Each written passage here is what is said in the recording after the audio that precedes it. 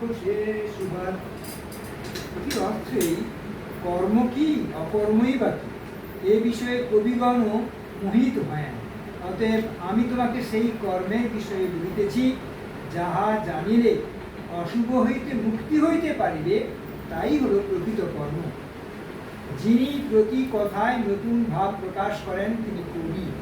যিনি ভাবাবস্থায় শুরু হতে আরম্ভ করে প্রতিদিন অভ্যাস দ্বারা একটু একটু করে অগ্রসর হতে হতে ভাবাতীত হয়ে যান, তাতে তার প্রতিক্রমে নতুন নতুন অলৌকিক ঘটনাবলী প্রকাশ হতে থাকে এবং বিবেক জ্ঞান উদয় হয় বলে তিনিও কবি।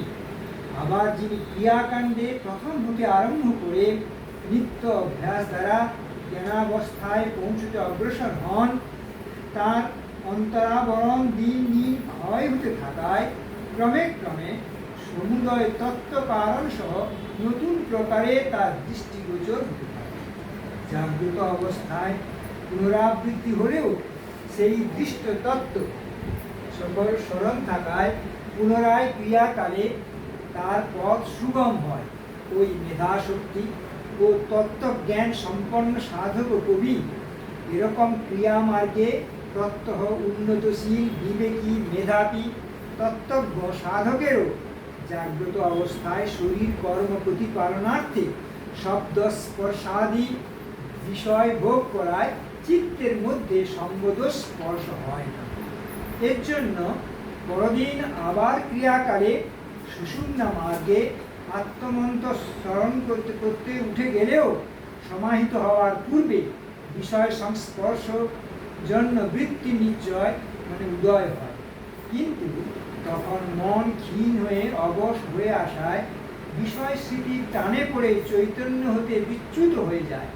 কাজেই চৈতন্য সমাহিত না হলে বিষয় নিয়ে সমাহিত হতে হয়। সমাধির ঠিক পূর্বক্ষণে এই যে ক্ষীণ স্মৃতি সম্পন্ন অবশ অবস্থা আসে, সে সময় কর্মবেগ চৈতন্য মুখে বইতে থাকে, কি বিষয় মুখে বয় তার জ্ঞান কিছুই হয় না। কাজেই সমাধিতে যে তুষ্ণী ভাব হয় তার ঠিক অকর্ম কিনা, অর্থাৎ যে স্থিরভাবে চৈতন্যে কি জড় বিষয়ে তাও বোঝবার কোনো জো থাকে না।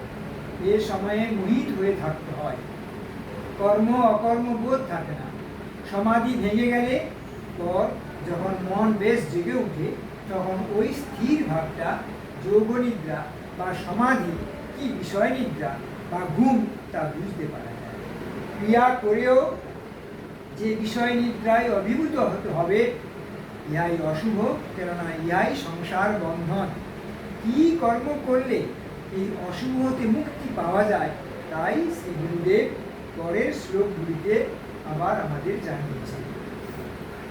ত্রিদীপ স্যারকে অনুরোধ করছি এটিকে একটু সাধারণভাবে আমাদের সকলের জন্য একটু বিশদভাবে ব্যাখ্যা করুন।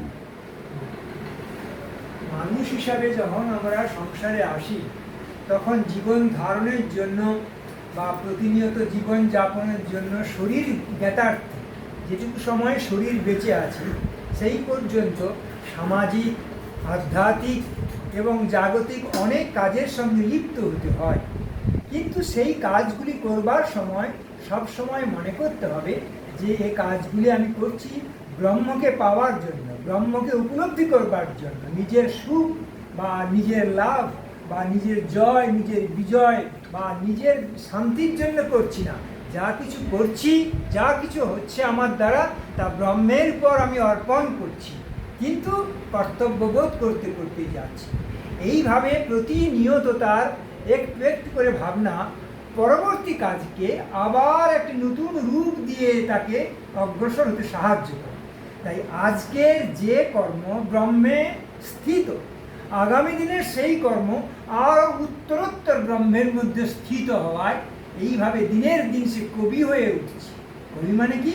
ধীরে ধীরে তার উত্তর, একই ভাব, একই জ্ঞান, একই কথাকে নানা রূপে আরও উন্নত রূপে প্রকাশ করা। ঠিক তেমনি কর্মকে ব্রহ্মের দিকে এগিয়ে আরও সুন্দরভাবে ভক্তি ভরে আমি জীবন সম্পাদনের দিকে এগিয়ে যাচ্ছি। এই রকম ভাব নিয়ে ক্রমে ক্রমে আস্তে আস্তে মনের মধ্যে স্থিরতা আসে। সেই স্থিরতা সুষুম্নার মধ্য দিয়ে আরও যোগচার্যের মধ্য দিয়ে ক্রমে ক্রমে সমাধির দিকে অগ্রসর হয়। কিন্তু সাধারণ মানুষরা হয়তো এই সমাধির ব্যাপারটা অত সহজে আমরা উপলব্ধি করতে পারি না, কারণ আমাদের জ্ঞান সংক্ষিপ্ত, তার কর্মের প্রক্রিয়াগুলো খুব সংক্ষিপ্ত। তাই ব্রহ্মকে অনুভব করা, ব্রহ্ম সম্বন্ধে নিজেদের চেতনাকে ব্রহ্মময় করে তোলা, এটা একেবারেই কিন্তু সাধারণ মানুষের পক্ষে সম্ভব নয়। তবু তার সৎ চিন্তা, সৎ উপলব্ধি এবং ব্রহ্মের মধ্যে সমস্ত কর্মকে উপস্থাপিত প্রদান করে কাজে অগ্রসর হওয়ার পথই হলো ব্রহ্মকে পাওয়া, সমাধির দিকে এগিয়ে যাওয়া। এর ফলে কর্ম করলেও সেই মানুষ কর্মের বিপাকে তাকে পড়তে হয় না। এ কথাটাই এই শ্লোকের মাধ্যমে যোগাচার্য শ্রী পরম পুরুষ আমাদেরকে বোঝানোর জন্য অর্জুনের মাধ্যমে এটি প্রকাশ করেছেন। বাহ, ত্রিদীপদা আমাদের খুব সুন্দরভাবে আমাদের ব্যাখ্যা করে শোনালেন, এই জন্য ওনাকে বিশেষভাবে ধন্যবাদ জানাই।